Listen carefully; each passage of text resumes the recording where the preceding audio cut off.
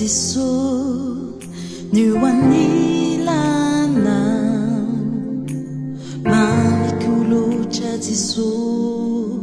miaradalana minao tsapa ankehitriny tsy misy toanao ka ny androko rehetra atolotra anao tiako loatra Jesosy ny eo anilanao mamiko loatra Jesosy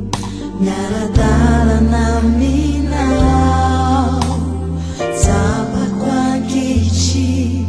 tsy misy toanao ka ny androko rehetra atolotra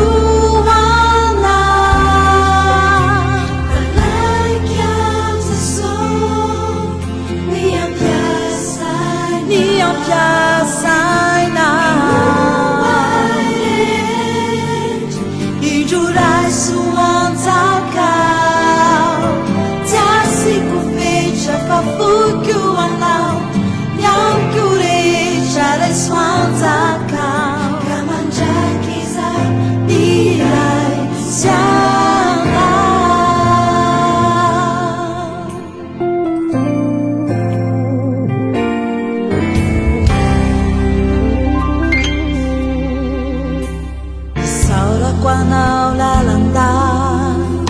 nyontompisiko eo ambavako mandrakary ny fiderana